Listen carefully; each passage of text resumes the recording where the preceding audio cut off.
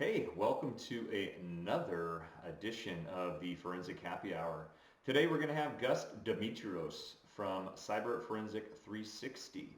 So it might be fun, it might not. It's just another day in isolation. Hope you enjoy. Thanks. All right, so first off, the things that we start, introduce this is Gus. Gus, fantastic. First thing we do is cheers. Cheers. Exactly. Good to have you. And typically the fun conversation is over once the drinks are gone. So, because, right? So, Okay. hey, I appreciate it. And so what I wanted to do first is introduce yourself, tell us, everyone what you do. I know what you do. So just Yeah, tell me what you absolutely. do, all that cool stuff. Yeah. I'm the CEO of Cyber Forensics. We do a lot of data breach investigations, cyber crimes. I've testified international, federal, state courts, mobile, computer, classified, criminal, civil. We're all about, same sphere. Previously, I was in the Secret Service. I retired there in 2005, started my company. While in the Secret Service, which is a unique aspect, 25 years I've been in this industry. 25 years ago, started the program with the Secret Service, me and 11 other Secret Service agents, the XAP program, the Electronic Crime Special Agent Program. And, just watching the 25 years go by in this industry, which is, someone said a quarter of a century, which really made me feel old. It's like, oh yeah, you're right. That's good math. Right. It's been a ride. You've done the investigations. You travel the world. The situation now, what's going on with my little diseases out there. Mm. You learn that this industry is unique in that there's a lot of people out there who are out of work. It's a weird industry because hackers don't stop. I haven't slowed down a single bit. I took out a big remodeling project here in Bozeman, Montana. But as far as work, it has not stopped a single bit because hackers are just too aggressive and cyber criminals are still there. Yeah, so let's talk about that because what I'm not a cybersecurity expert, kind of on the forensic side, but explain to me because what I have seen, just obviously through the news and just understanding and reading a lot of things, is there's a lot of people that are taking advantage of one's systems that are either people are working from home or the businesses there's no one there or new phishing. All the, hey, click here to get your new your new thermometer or all these other items. So, I mean, do you think that that it's actually increasing now because of this? Yeah, an interesting point you brought up there.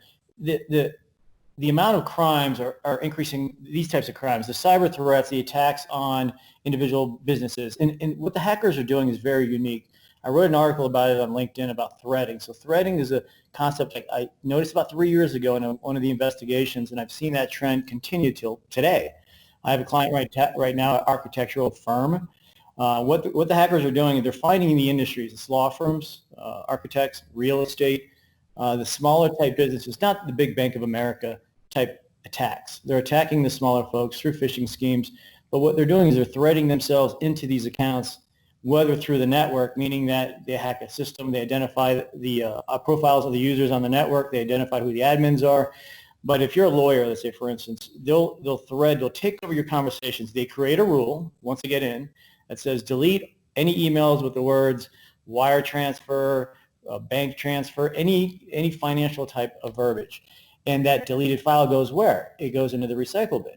So what the hackers will do is once they're in your account, they come in at 2 a.m., 3 a.m., they go into your recycle bin, communicate with the other party as if they're you. So it's not another account, but at the same time, they create a separate email account that basically forks so that message is threaded to another account so that when the reply all, it actually goes to another account, a backup account, which becomes their primary account for communicating. So then they discard the original account, the authentic account, and use this other account, which is almost exactly the same. The domain is almost exactly the same, but they create a brand new domain with one character off. And usually it's going to be a G or a Q. So for instance, if you're like leegroup.com, that G and a Q, if you look at it in a browser, you can't really distinguish the difference between the G and the Q. So they're getting very savvy. So we're seeing these in every investigation. The other side of the hackers is they're identifying weak systems. these managed service providers. A lot of companies hire a third-party provider, a security provider. Hackers are attacking the providers. They had a big dental breach in Colorado. This third-party provider of security services actually maintained probably a couple dozen dental offices. So instead of attacking a dental office, they attacked this provider, the service provider, and when they got the service provider hacked, all these dentistries got hacked. So they took over all these dentistries, encrypted their servers, encrypted their computers, ransomware, asked for Bitcoin. You know the story after that. So is it becoming more sophisticated, or is there just more opportunity? It's the aggressiveness of hackers. Right now, we're seeing they're just identifying, they're taking these known, let's say a target breach. So a target breach has a database. It has a credential, a username, and a password. Lawyers are some of the worst at changing or having different passwords for accounts. So all they're doing is they're taking a credential, a username, and a password, and they're just plugging it into all these sites, Office 365, Outlook.com, Gmail, whatever the platform is. They're basically taking a username and password and trying to see if it works. That's what's happening in a lot of these cases. Where are you seeing a lot of the I guess the hacks? Obviously, it's difficult, but I mean, if you're tracking these, is there a country, is there a certain group that you're seeing them tied to? Yeah, it really pings back and forth between Asia and Eastern Europe. We used to talk about sort of Nigeria as being one of those, or Iran, like the current one I have. He set up a username, and the name was Iran hacker _ 2010. It's a total BS name. A lot of times they'll set that up to kind of try to send you on a wild goose chase. Identified in that investigation probably about a dozen different proxies, basically from China, Russia, Ukraine, and these are all, we hear these names on the news all the time, but yes, they always use these countries as these jump points.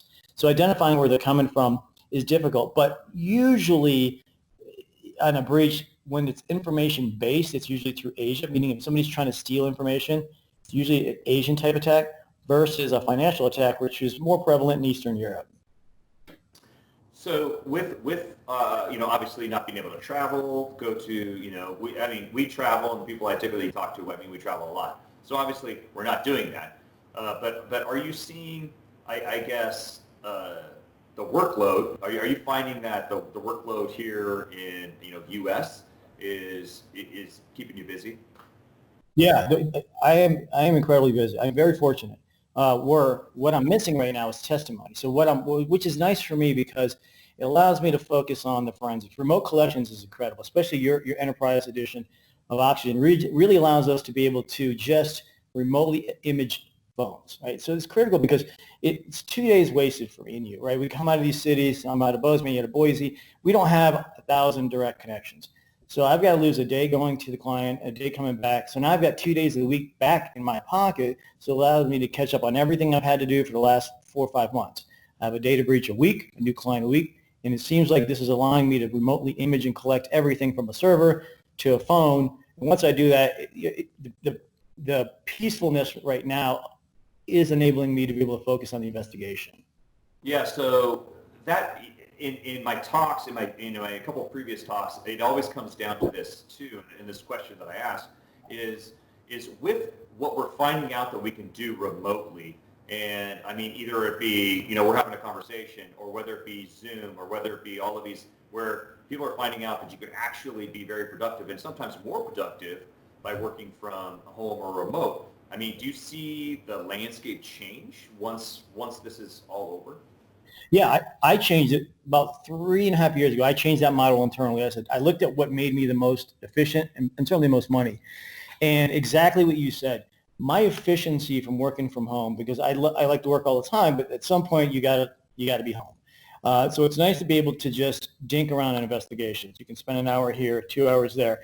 But the amount of time you spend in a day on investigations and examinations is way more than you would spend going to an office, going out to lunch with friends, driving to the office, commuting, certainly. So now you have all this useful time, and as long as you're putting it to good use, right? That's the challenge there, is being disciplined. As long as you're putting it to good use, you're going to be very efficient in what you do.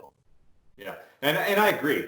I'm finding that it's pretty positive, obviously in a lot of ways. One, especially on the financial side of it. So being able to do that. I honestly think that one of the, I don't want to say the pitfalls, but if you think about now, how about those buildings that might remain empty because people are like, well, I'm not going to pay this rent, in Virginia, for a building that we really don't need because our employees can work from home, right? Yeah. So obviously that could be something that might be different. But so moving on to something else, being at home though, I've found it's good, but what are the things that you miss? Well, certainly I've traveled. I've traveled my entire life. Like I love the world. There's no part of the world really I don't like. The travel part of it, you can have the perks. I've been diamond with Delta since it began. I forget how many years back. Not even that long ago. Maybe 8, 9 years, whatever it was. You get all the the lounge. You get tired of all that. But the part that's great is the destination. So you get these different places. You get to explore, like we have a case in Spokane, Washington coming up, so we get to explore Spokane. So right now I take clients based on the locations. If I like the location, I'm going to take the client. If not, I'll probably send one of my guys to do it. But you're right about the buildings. I'm Greek, right? So I have family members. There's 5 restaurants in my family. They're all shut down. So the hardship is, knowing that family members aren't working. I'm working here. We're working. But certainly the travel aspect is the part that I miss, the destination, not the logistics of traveling. So not talking about work, what is the biggest benefit that you found from, obviously you've worked from home, but obviously you travel a bit. So what's a huge benefit for you now, not on the work side? What are you doing for free time? Well, look, you see a gray wall behind me. This is not a gray wall. It's not government grade. This isn't a government building. Your wife and I have a remodel right now. It's a very large space. Our view, I'm just going to turn the camera a second. There, Bozeman's right there. So that's downtown. And I'm sure the view is absolutely stunning. The mountains, if you can see it. So I've got a tremendous view from where we're at. So we started this project a year ago. We have finished more in 2 months than the last 10 months. We are literally on the last room. There's 5 bedrooms. It's a big space. We gutted it right to the stud. So it's studded concrete. That's what we were working with a year ago. Studs and concrete. So now we're looking at, almost completion. The kitchen's over there. It's a big wine wall we built in the middle there. It's going to be between the kitchen and dining room. You got this huge 14-foot table that we're using as a workstation. So the idea is we had to make use with our time. We're like, this is going to work out well. Managing, the other side of the non-work is like, I'm a busy person. I know you work. You're a working machine. I would never have a challenge between you and I who works more. We'd kill each other, right? But the idea that you have all this free time has been magnificent for us. But I always have to bring you back to, I have family members that are hurting right now, so I can't embellish in this time. Yeah, and quite honestly, that's one of the positives. And everyone I talk to, my parents, my kids, they're like, so this is what I did at my house. The whole banister completely redid the attic.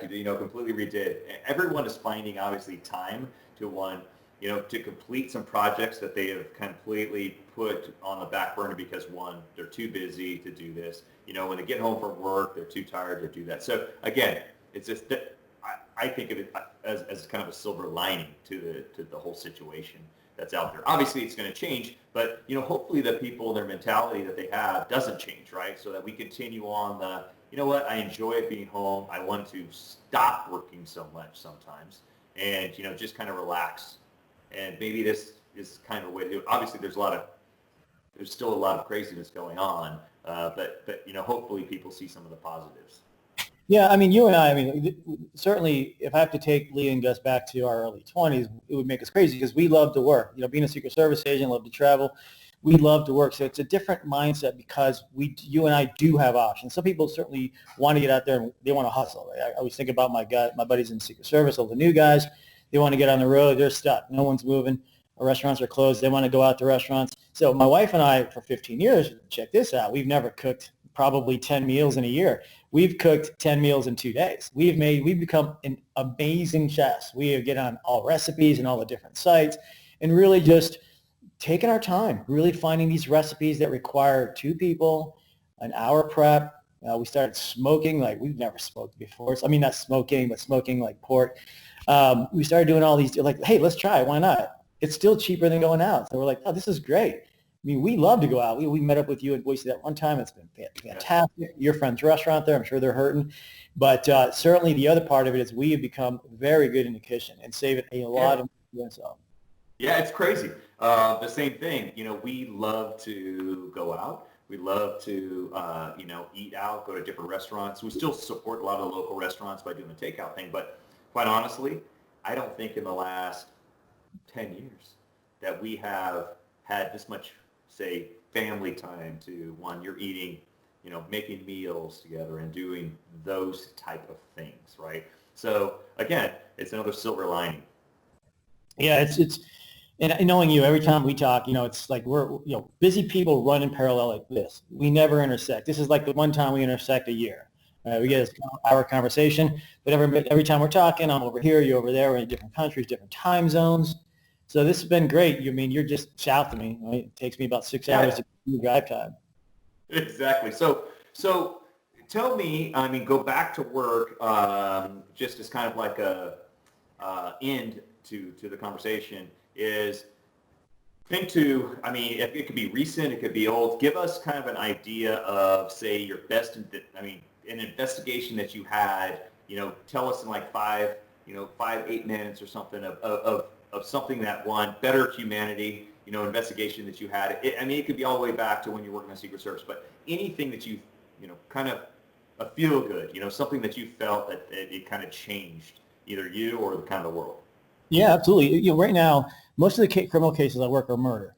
A lot of murder cases I've told you how wonderful, Oxygen software is. I can't say it an Oxygen detective. It's because I know what I need to find, except I can't find it unless I have a means to find it. So Oxygen I use this sort of in a layer when I teach courses, law enforcement courses. I'm supposed to teach in Nashville this week, but that's next week, but that's gone. And I've been teaching now 12 years at the Regional Counter Drug Training Academy, RCTA, and it's all law enforcement training. And so the law enforcement training is two aspects, but it all has to do with geolocation data. So what Oxygen allows me to do is to show geolocation data in a single platform. Now hear me out when I explain this. I always explain to law enforcement there's 3 levels of geolocation data. You probably say there's 1,000, but I'm going to give you 3. I'm going to keep it simple. Satellite, go to that cloud-based level, cell site level, and then granular, which is the device. So when I look to do an investigation, I have a murder case right now. The murder case involves the cellular part of it, right? We call detail records, Wi-Fi's, the GPS data, which is the Google Cloud Share, location services is on, and then the granular. The granular in this case was unique. So the call detail records and the Google location services, those were great. Those are fantastic. Gmail tracks your activity like nobody else. We were able to put this person in the woods, right, where the body was found, like precisely. Call detail records really weren't effective in this case, even though Oxygen Detective does do a good job with call detail records, and I primarily do call detail record analysis. This specific case, we didn't need them now. We had GPS data, so data from the satellite. The second part of it was the murder, which happened just outside the complex of where this victim and suspect lived, the defendant lived, is that when he was moving from his apartment to the woods, he connected with the property Wi-Fi at the clubhouse. So as he's moving, he's connecting, so now we have a Wi-Fi connection. So the granular part is what? So you say to yourself, you have to think, okay, when the murder is committed in the middle of the night, in the middle of the woods, what's one thing you need? Now, you can say shovel, you can say, be strong and carry your body, but what's one thing you need at that moment? It's a flashlight. So what do we use these days instead of a flashlight? We use our phone light. So at that precise time where they believe the murder occurred, right around that time, he turns his light on his phone. Now, how do we know that? It's because we see the application being accessed during that time. An Android, this case was. So now you're dealing with, all right, we have GPS data that puts them in the woods. You've got the clubhouse, the Wi-Fi, and then you got the granular, which is the device, the camera, and the flashlight. And so all we did is we went through we told law enforcement, hey, go find all the cameras in that neighborhood, the CCTV footage, and they were able to find the CCTV footage, and what is he carrying? A gun. Like literally on camera.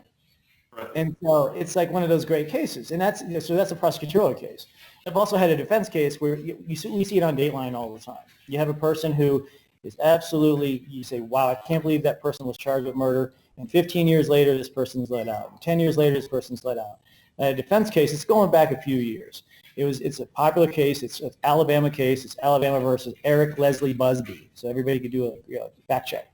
Eric Leslie Busby was a local scumbag, whatever the law enforcement wanted to call him. I was working for the government at the time, meaning the government had contracted me to work on that case.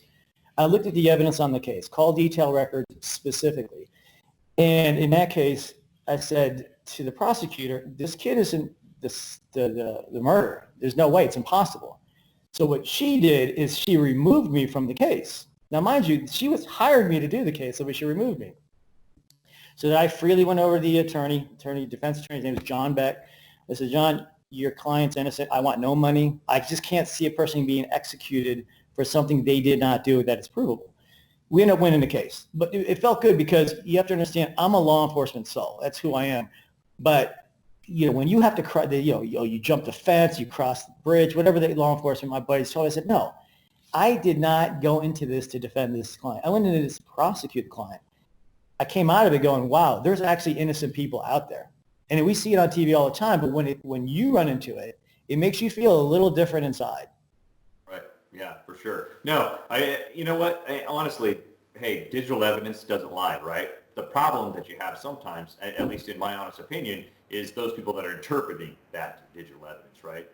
It says what it is, but, taking, say, one text message that might be, say, a deleted text message and relating that to, okay, that's a smoking gun, obviously, that becomes pretty difficult, right? When you have to now correlate a lot of it, either GPS, text messages, put a lot of that information together. There's still a lot of investigative work to be had instead of just relying on, boom, here's the data. Okay, there's the story, right? So yeah, and you said a pretty interesting word. So correlating, correlation, but analytics with the correlation, oxygen is phenomenal. You still have to present in court, and I love to testify. I love to talk to jurors. I look at the jurors. I feel like we're all immigrants. My family's all immigrants from Greece. I feel like I'm talking to my family. You have to explain what this complex field is to individuals who don't even know what forensics mean in the world of cyber mobile device. And so you have to be able to explain it to them. So the analytics in Oxygen allows me to present in a way that, this is graphical. Graphics are great, right? We have the CSI element. We try to fight it. We have a lot of people out here who don't like it. I'm like, embrace it. It's so nice because it simplifies the presentation. And there's so much. So in one of your correlated analytics on when you're pulling data from using Oxygen, you have the ability to pull up a chart up there that's graphical, gray colors, but the information, you can break it down in one screen. You're not going through a PowerPoint, death by PowerPoint in trial.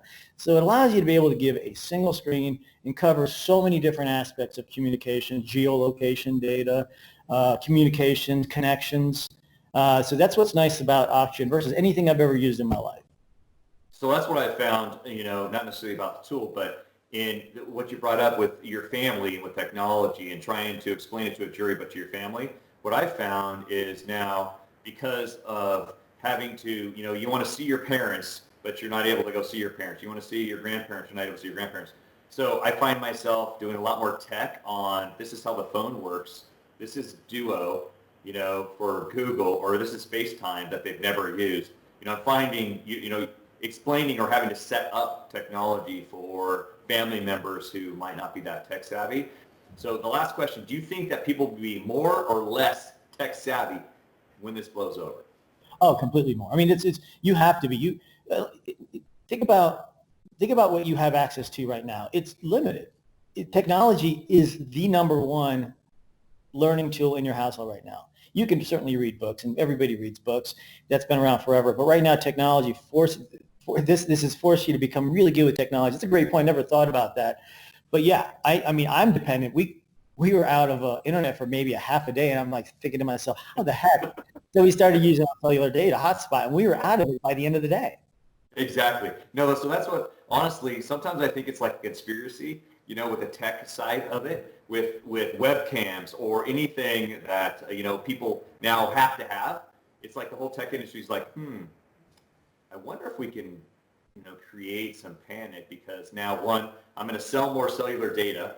I'm going to make sure that every ISP, people are calling up and saying, I need fiber, or please upgrade my internet service, or, hey, I have to have all this, because I'm telling you right now, they are making a ton of money on anything, any item that has to, be for, I need to remotely work, or, you know what, I can't be connected, because I'm telling you what, I had a complete panic when a couple of my girls came back from school, because I'm like, I better upgrade the internet, because they're going to take it all watching their Netflix, and I'm not going to be able to actually work. So That's right. again, it's bizarre.